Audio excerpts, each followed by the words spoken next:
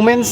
Participation আছে এই SIR প্রসেসে উমেন্সরা কিভাবে এফেক্টেড হবে একটু এসআইআর প্রসেস ওই তো বলছি আমি সেটাই বলছি আমি এসআইআর প্রসেস একজন নারীকে বা গোটা ভারতবর্ষের দেশের নারীকে একটা সিঙ্গেল লাইনে নিয়ে আসার চেষ্টা ভেবেছে দ্যাট ওকে ফাইন একজন মুসলিম মহিলা একজন হিন্দু মহিলা একজন গরিব মহিলা সব না নারীদের একটা লাইফ একটা সিঙ্গেল রেখা স্ট্রেট লাইনের মধ্যে পড়ে না বস্তিগুলোতে গিয়ে দেখুন রুরাল এরিয়াতে গিয়ে দেখুন 15 বছরে যখন বিয়ে হয়ে যায় যখন শিক্ষা সেইভাবে নিতে পারে না যখন হাতে দুটো বাচ্চা এসে যায় যখন বাড়ি চাকরি করতে হয় কাজ করতে হয় বাসন মাজতে হয় তখন কি মায়ের নাম ডকুমেন্টেশনের খেয়াল থাকবে আর এদের কাছে কি এডুকেশনাল সার্টিফিকেট নেই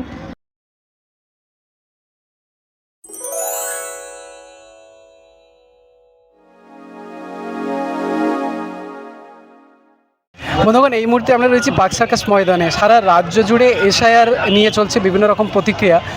পার্ক সার্কাস ময়দানে আমরা দেখতে পাচ্ছি বহু মানুষ অবস্থান বিক্ষোভ প্রকাশ করছে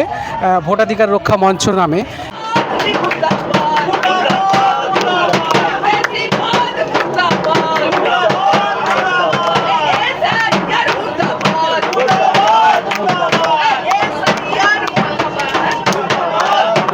এবং এই মঞ্চের পক্ষ থেকে এক সক্রিয় প্রতিনিধি ফরিদুল ইসলাম তার কাছে জানবো যে আপনাদের এই অবস্থান যে বিক্ষোভ এই অবস্থান বিক্ষোভ মূলত কোন প্রতিবাদে বা কোন ইস্যু নিয়ে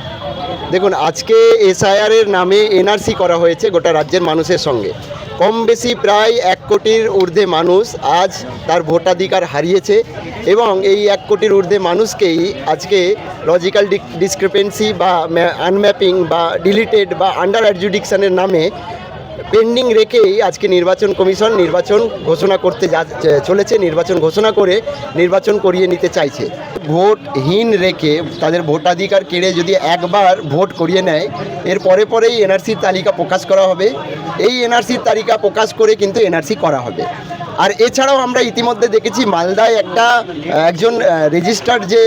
উকিল সাহেব তিনি লাইভ করে জানিয়েছেন যে কোনো একটা রেজিস্ট্রি অফিসে মালদার একজন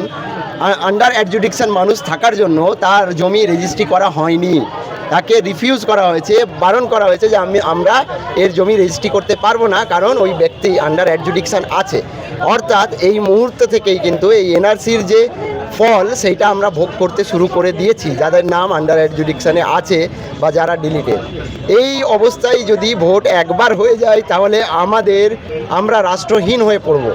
আগামীকাল ইলেকশন হয়ে যাওয়ার পরেই কিছুদিন পরেই সরকার ঘোষণা দেবে ব্যাংকগুলো থেকে আপনাকে নোটিফিকেশান জারি করবে যে আসুন আপনার কেওয়াইসি করে যান আপনার ভোটার কার্ডটা দেখিয়ে যান বা জমা দিয়ে যান জেরক্স করে তখন কিন্তু এই মানুষগুলো এই 1 কোটির ঊর্ধ্বে মানুষ এরা ওই ভোটার কার্ড দেখাতে পারবে না কারণ এরা এই ভোট প্রক্রিয়ার বাইরে পড়ে গেছে বাইরে করে দেওয়া হয়েছে এই রাষ্ট্রের চক্রান্তের দ্বারাই যখন আমরা এই ভোটার কার্ডটা দেখাতে পারবো না তখনই কিন্তু আমাদের ব্যাংক অ্যাকাউন্টগুলো সিজ করে দেওয়া হবে ওই ব্যাংক অ্যাকাউন্টগুলো সিজ হয়ে যাওয়া মাত্রই আমার সমস্ত অষ্টালজিত যে অর্থ ব্যাংকে রাখা আছে সেটাও সিজ হয়ে যাবে আমি যদি ওই ব্যাংক অ্যাকাউন্টটা স্যালারি অ্যাকাউন্ট হয় সেই ব্যাংকের মাধ্যমে স্যালারি নিই তাহলে আমি সরকারি চাকরি করি আর কোনো কর্পোরেটে চাকরি করি বা বেসরকারি সংস্থায় চাকরি করি আমার স্যালারি পর্যন্ত বন্ধ হয়ে যাবে আমি অনায়াসেই রাষ্ট্রহীন হয়ে পড়ব এই যে রাষ্ট্রহীন করার চক্রান্ত চলছে নির্বাচন কমিশনের দ্বারাই এসআইআরের নামে এনআরসি করে সকল মানুষের কাছে হাত জোড় করে অনুরোধ করব এর ভয়াবহতাটা অনুধাবন করুন আর আসুন আমরা বৃহৎ থেকে বৃহত্তর আন্দোলন গড়ে তুলি আমরা সমস্ত রাস্তা অচল করে দিই আমরা রাস্তায় শুয়ে পড়ি দিনের পর দিন রাতের পর রাত যত দিন পর্যন্ত না এনআরসিকে বাতিল করানো যাচ্ছে এই এসআইআরের নামে যে এনআরসি চলছে তাকে বাতিল করাতে পারছি সুতরাং অবস্থান বিক্ষোভের এই সমাবেশ থেকে ফরিদুল ইসলাম সকল স্তরে মানুষের কাছে আহ্বান জানালো এই তাদের আন্দোলনে সামিল হওয়ার জন্য কিন্তু দেখা যাচ্ছে যেটা প্রচার হচ্ছে যে মূলত মুসলিম সম্প্রদায় এর জন্য ক্ষতিগ্রস্ত হয়েছে জুরিসডিকশন হোক আর যেটাই হোক এবং রোহিঙ্গা এবং অনুপ্রবেশকারীদেরকে আটকানোর জন্যই এই ব্যবস্থাপনা এটা কতটা ঠিকঠাক আসলে কি শুধুই মুসলমানরা বিপদে পড়বে না অন্য সম্প্রদায়ের মানুষ বিপদে পড়বে ম্যাপিংয়ে যে প্রথমেই যে খরচা তালিকাটা হয়েছিল যেখানে 58 লক্ষ বাদ দেওয়া হলো তার মধ্যে কিন্তু মুসলমানদের সংখ্যা অত্যন্ত কম। সেখানে কিন্তু মতুয়া রাজবংশী যারা প্রকৃত বাংলাদেশ থেকে নিপীড়িত হয়ে এই দেশে এসছে তারা বাদ পড়েছে। আজকে তাদের নামের উপরে ডিলিটেড স্ট্যাম্প লাগিয়ে দেওয়া হয়েছে। এই 28 তারিখে যে এটা বেরোলো তালিকা, তাতেও 5.5 লক্ষের মতো যে মানুষ ডিলিটেড হয়েছে, তার মধ্যেও কিন্তু মুসলমানের সংখ্যা বেশি। মুসলমানের সংখ্যা আন্ডার অ্যাডজুডিকশানে বেশি। কেউ কেউ বলছে 38 থেকে 40 লক্ষ মুসলমান, 20 থেকে 22 লক্ষ হিন্দু, আবার কারো কারো মতে 50 লক্ষ মুসলমান, 10 লক্ষ হিন্দু। পরিসংখ্যানটা যাই হোক, যদি 10 জনও হিন্দু বাদ যায়, যারা এই হিন্দুদের কথা বলে, যারা হিন্দু দরদি, যারা হিন্দুদের মগজ ধোলাই করে হিন্দুদের বোকা বানিয়ে আজকে এই রাজত্ব করছে এবং ভারতের আপামোর জনগণকে যারা বেনাগরিক বানাচ্ছে, সেই হিন্দুদের বলছি,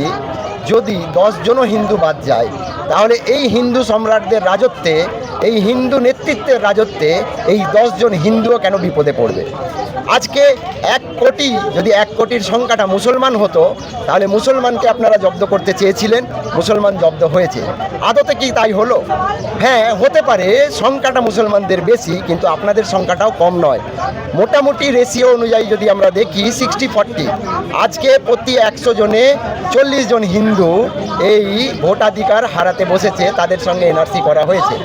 যদি 60 জনকে জব্দ করার জন্য আপনারা 40 জন হিন্দু বলি হতে চান, তাহলে অনায়াসেই হতে পারেন। ওই শুভেন্দু অধিকারীদের কথায়, নরেন্দ্র মোদীদের কথায়, মুসলিম বিদ্বেষে অনায়াসে আপনারা রাষ্ট্রহীন হতে পারেন, সেটা সম্পূর্ণ আপনার চয়েস। কিন্তু ভারতবর্ষের মুসলমান বাই চয়েস এই দেশের নাগরিক, বাই চান্স নয়। ভারতবর্ষের মুসলমান কিন্তু আজকে ছেড়ে কথা বলবে না,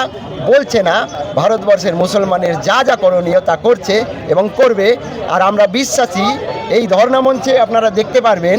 এখানে হিন্দু মুসলিম নির্বিশেষে আমরা কিন্তু সকলে ধর্ণা দিচ্ছি।